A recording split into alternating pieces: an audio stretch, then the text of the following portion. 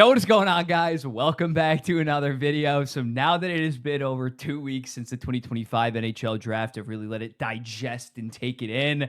I thought it'd be fun for me to give my updated top 10 prospect pools in the entire NHL. I'm going to be doing all 32 over on my Instagram, but we're just going to be looking at the top 10 today. And up first, what we define a prospect as is under 25 regular season games. You got to have that in order to be called or eligible, as well as under the age of 25. And when looking at how I view prospect pools, I care more about quality than quantity. Some pools have like 15, maybe even 20, like B to B plus guys. I'd rather have 3, 4, 5 blue chip guys. I care more, especially about prospects.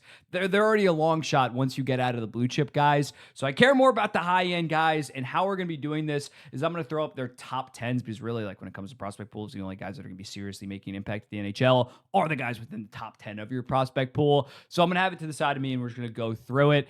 Yeah, we're just going to start it off. I'm going to start actually with number 1, because I think 1 through 4 it might be a little bit interchangeable, but I feel like there kind of is a consensus 1 through 4 at this point. We're going to work our way all the way down to 10. So once we get to 9, once we get to 10, you guys still don't know who potentially could be up next. So to start it off, much like they were this time last year, I have the San Jose Sharks still in first. We're looking at it. Yes, they graduated Celebrity. Yes, they graduated Smith. They were so far ahead in terms of the number 1 spot this time last year. But yeah, it's still awesome. They got Michael Misa in the draft. Michael Misa, guy that had 134 points in the OHL. Sam Dickinson is one of the best defenseman prospects in the world. Had 91 points in 55 games this season. Askarov was very good in the AHL this season and serviceable at the NHL level. He had an 896, but I mean, for the San Jose Sharks, that's pretty decent.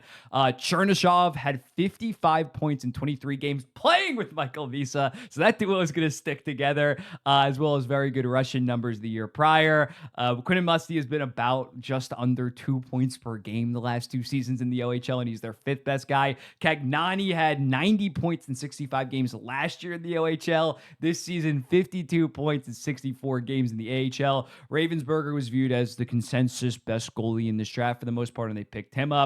Leo Saline Wallenius is a guy that I was very high last year in the draft, got some SHL burn and looked pretty good. Colin Graff had 35 points in 40 games this year in the AHL level. And then Hao-Shi Wong is, I believe I'm pronouncing that correct, has all the tools to potentially be something for the San Jose Sharks. And this is also Philip Beestead, Cam Lunn. They're just loaded. They are loaded across the board. They have 3 true blue chip guys, as well as Chernyshov, Musty, and Cagnani are going to be on my top 50 for sure. They have an awesome prospect pool, and they check in at number 1. I don't think anybody's going to be too mad at that placement. At number 2, I got the Chicago Blackhawks here. Frundell was my number 3 prospect in the 2025 class. I think he has all the makings of being arguably the best second-line center. Well, actually, Misa probably will be, but one of the best second-line centers in the NHL behind Connor Bedard, 6'1", 200 pounds, amazing shot. Artem Leshinov, I've been called an Artem Leshinov hater multiple times. I had Perek ahead of him in the 2024 draft, but I still like him. I still think that he has all the tools to be a top pair two-way defenseman. Just needs to improve his decision-making a little bit, but he was solid at the AHL level. The points weren't amazing, but that was in part because Korchinski was also at the AHL level. Sam Rinzel's a guy that I'm very high on when looking at how he played in his 9 games after he signed his ELC. Had 5 points in those 9 games, played like 23 minutes a night. He is a little bit on the older side as a 2022 draftee, but he looks pretty encouraging. Roman Kansterov is a guy from the KHL that had 38 points in 47 games this season. Nestrasil, if you watch my draft videos, I'm extremely high on. Oliver Moore, the skating is amazing. The point production is not quite followed, and he didn't take a step this year at Minnesota, but with that skating, he should be an NHLer. Boyver was the best forward on a Nodak team that was okay, but I believe he's transferring to Boston University next season and probably should kill it. Has an elite shot. Mason West, 6'6" guy that had D1 quarterback offers. If he commits to hockey, he could be a special player. And then Van Acker was their first round pick last year. It's pretty solid guy. They also have Drew Comesso in terms of goalie prospects.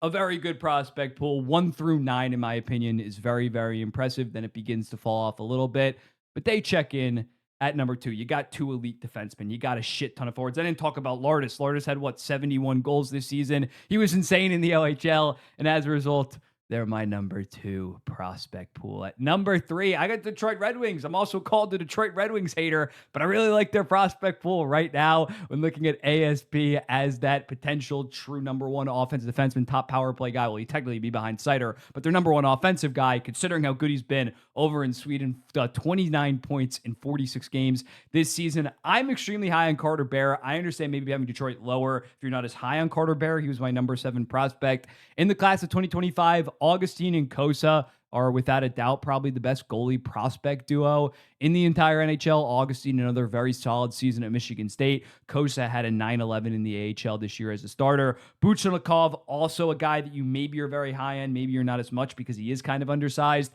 but what he's done in Russia is undeniable in my opinion. 54 points in 65 games as a 2022 draftee. Michael Brandsegg-Nygaard, I had to shorten his name, but him and Danielson not quite living up to their draft status, I'd say, but should be impact middle sixers. For the Detroit Red Wings, Amadeus Lombardi had a very good season this year in the AHL as a 2022 draftee, 40 points in 44 games. And then lastly, Jesse Kiskinen was on the Manager Monday, was a key piece to our Stanley Cup champion. That'll be coming back tomorrow. Had 40 points in 44 games in the Finnish Men's League Liga this season. They check in at number 3. They have the best goalie prospects in the NHL. They have a legit defenseman. They have some solid forwards. I think number 3 is a pretty solid spot for Detroit. At number 4, Montreal. I'm sure their fans will be screaming for top 3. It's still a very good pool. And again, I think 1 through 4 are kind of consensus.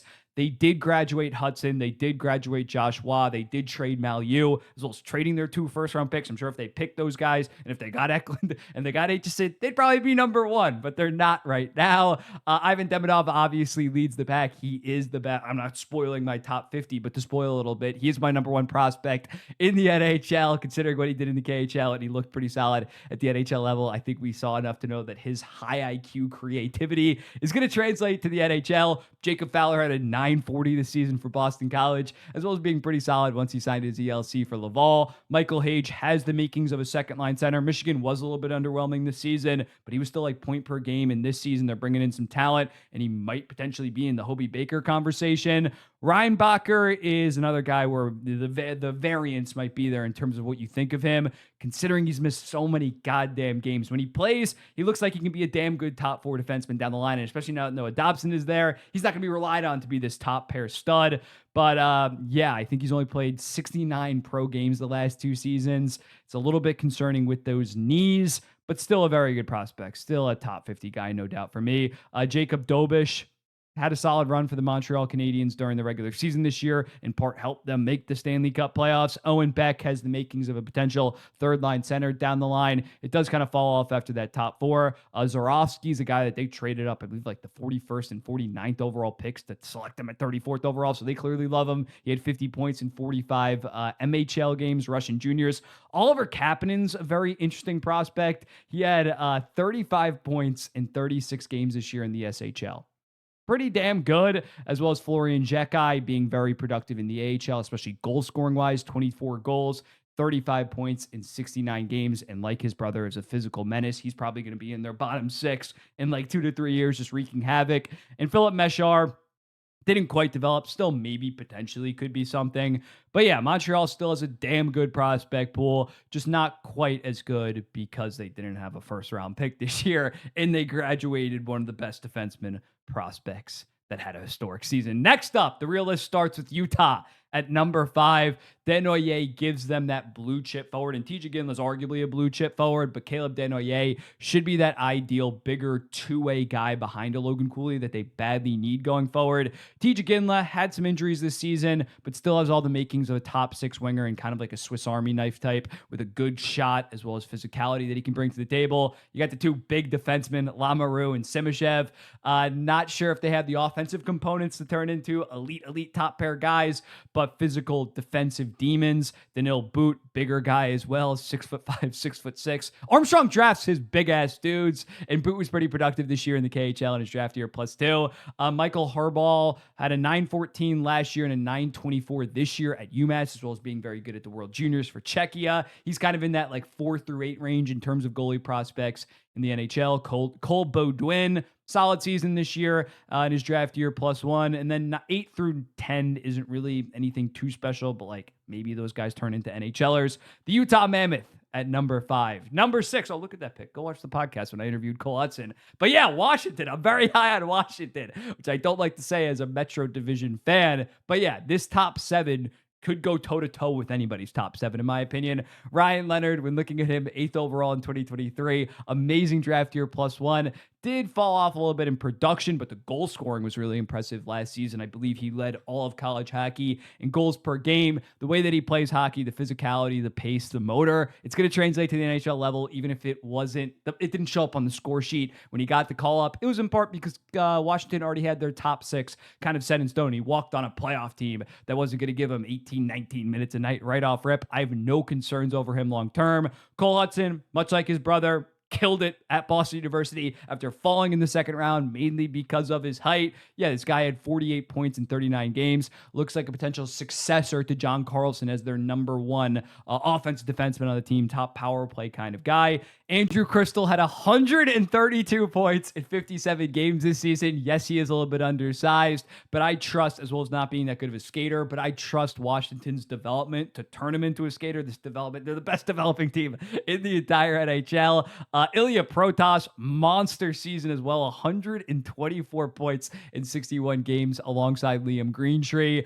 He's not even 19 years old. He doesn't even turn 19 until July 18th. And much like his brother, he's a big ass dude at 6'5". So yeah, they got another Protas brother coming. That's probably going to be awesome as well. Lyndon Lakovic, Milton Gashrin were my number 16 and number 17 prospects in the 2025 draft. They got him at 27 and 37. Yes, maybe forward wasn't a huge point of need for that team, but the value was so amazing there that I understand it. Tarek Parasak, amazing draft year where he had like 105 points. Did take a slight step back in terms of production, but again, that draft year production was like on the scale of like legendary WHL players. Like we knew that he probably wasn't going to put that up again or continue to improve on that. But yeah, with him, the skill is definitely there. Similarly to Crystal, the skating needs a long way to go, but I trust Washington to make it work. Chesley, Matejko, and Muggley maybe could be something. I don't know. Knowing Washington, they probably will become something. But that top 7 is ridiculous. The only reason why Utah is higher than them is just because theirs is more balanced in terms of like forwards, defenseman, goalie.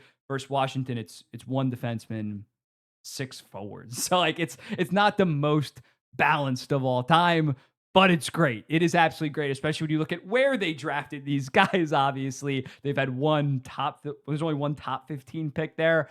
It's absolutely nuts what they have done in Washington. And shout out to them. At number 7, I got the Calgary Flames here, dude. Back-to-back drafts where I have just loved what they did for the most part. Zane Parekh is the only blue chip guy, and he is a top tier blue chip for me. He's like a top 5 prospect in hockey. But yeah, Parekh, after having 97 points, in 66 games last season, went for 101 and 61. And again, last year, like, yes, he plays with Michael Misa, but like last year, Michael Misa wasn't even like that impressive. But yeah, he was amazing this season. And when you just look at him offensively, like, I can't see this guy not at least being a 55-point guy, top pair offensive defenseman. I've always loved him. He was ahead of Artem Leshinov for me in 2024. And then the rest is just like B+ kind of guys that I like a decent amount. Colin Potter, I did have like 18th in the 2024 rankings. Cole Reshny, I think, was either right behind him or like a spot or 2 behind him. Matvei Gridin had a very good season this year in the QMJHL and has almost a near NHL ready shot.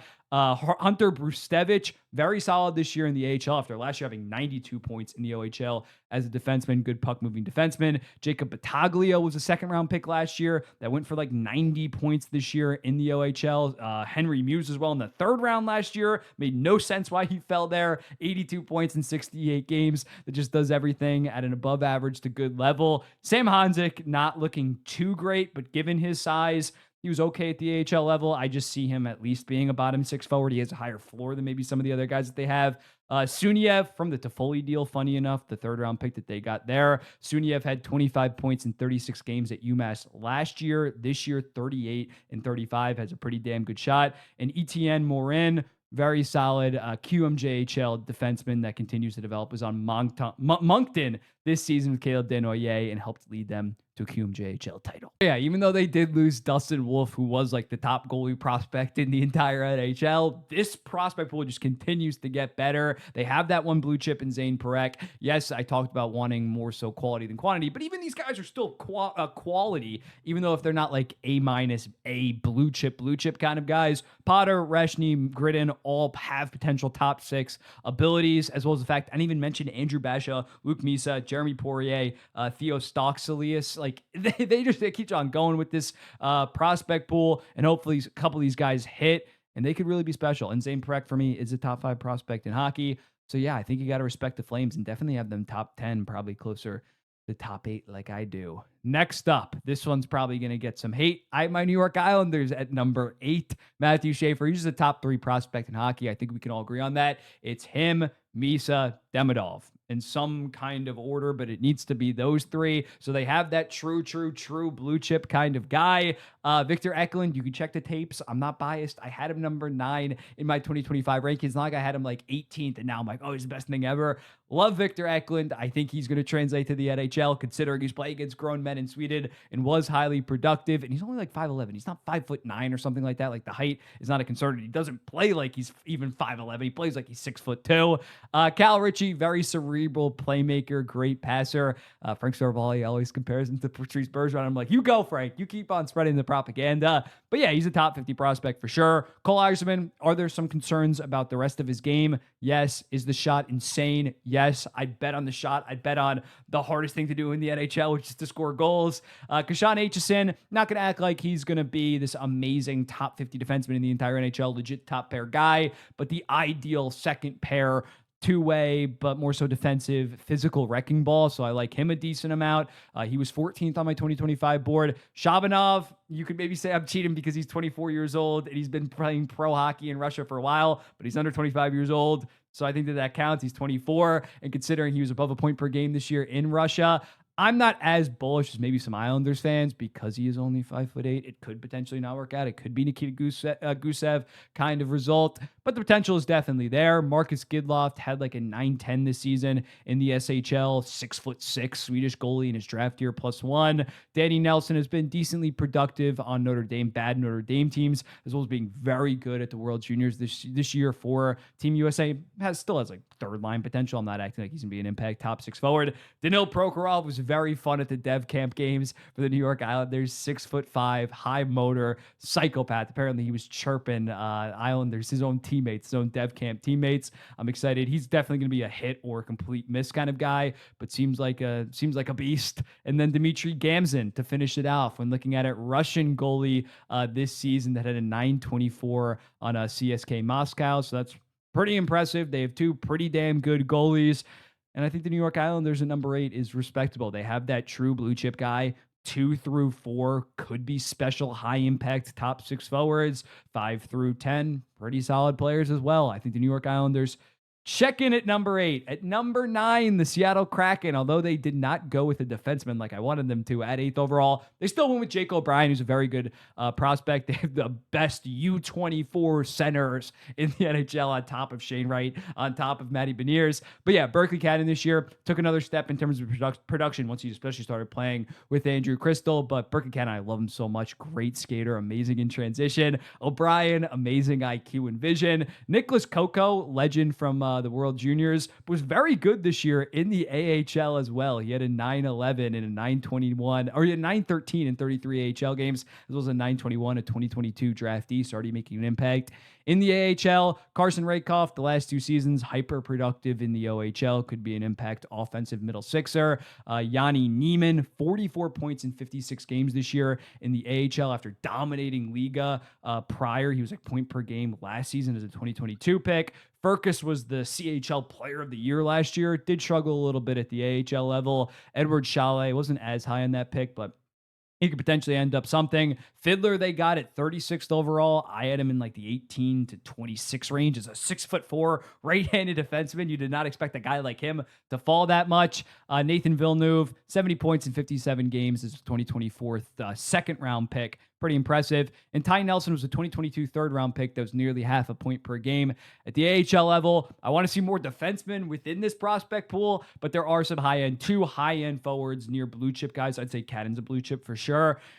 Defensemen are a little bit lacking, even though they did add Blake Fiddler. But yeah, overall, pretty exciting prospect pool for the Seattle Kraken. And then lastly, I got the Anaheim Ducks and Roger McQueen. Him and Seneca are kind of fringe blue chip guys, in my opinion, when looking at Seneca. Took a solid step this year yet again. McQueen, the injuries are a little bit scary, but if he can stay healthy at his size, the way that he moves, especially in transition, is pretty damn special. Tristan Luneau, very good season this year, 52 points in 59 games after, I believe, battling injuries the prior season as a 2022 second round pick. Cian Solberg, physical guy, kind of like a Norwegian Keishawn Aitchison, and did have 12 points in 47 games this year in the SHL, which is pretty impressive for a guy that was viewed kind of as just like a solely defensive defenseman. Eric Nilsson, their second round pick this season. Okay player. He could potentially be something down the line. And then Sasha Pashujov had 45 points in 43 games in the AHL at age 21. Damian Clara struggled a little bit, but probably an 11 through 20 top goalie prospect. And yeah, I think it's an overall pretty solid pool. They definitely lost a lot recently, considering Cutter Gauthier, Olin Zellweger graduated, but still two high-end forwards, two pretty damn good defensemen. I think 10th is a respectable spot for them. I'm also going to show you 11 through 16. Here's what I'd be posting on Instagram. Flyers almost made it. I'm not that high on Nesbitt. I'm not that high on Luchenko, if I'm to be honest. The Canes, pretty underrated prospect pool, even though they're so damn good. They have Nikishin. They have Bradley Nadeau that I think is very underrated. Felix Unger-Sorum, Nikita Artemanov. Just not that much depth within it. And even outside of Nikishin and Nadeau, I don't think that any of the other guys are true blue chippers. The Blues, great forwards, especially after picking up Carbonneau at 19th overall, as well as Dvorsky and Snuggerud. Don't love their defensemen in their prospect pool. The Minnesota Wild's prospect pool has fallen off a decent, even though they got David Jiricek. Adam Jiricek's on the St. Louis Blues, but Jiricek was not exactly great at the AHL level for the Minnesota Wild or the Iowa Wild. And yeah, Danilo Yurov had a down year. Wallstead kind of struggled a decent amount. I love Zeev Boyum. Ogren graduated from their prospect pool, so that's also why it's a little bit low. Yeah, I think 14th is fair for them. The Nashville Predators at 15th. They are like the definition of quantity over quality. But like, unlike a Calgary, they don't even have a Zane Parekh that is a true blue chip guy. I feel like I've said blue chip. If you take a shot every time I say blue chip in this video, good luck. You might be in the afterlife. But yeah, the Predators, Brady Martin's like, I like Brady Martin, but at 5th overall, it's ridiculous. Matthew Wood, if he puts it all together, could be something special. Tanner Molendyk, I'm not the biggest fan of, and I think 15th is a respectable placement. Now, people are going to want higher, but I just can't go there. And the Buffalo Sabres, I like the Merca pick. They also got another like 6'5" right-handed defenseman in the draft, and I'm still very high in Constantinius, but the rest of the pool I don't exactly love at this point. But yeah, let me know in the comments. What do you think about my updated top 10 prospect pools in the NHL on the Instagram? I'll start from 25 to 32 and work our way down. Who would you move up? Who would you move down? I'll be seeing you in the next one. Peace.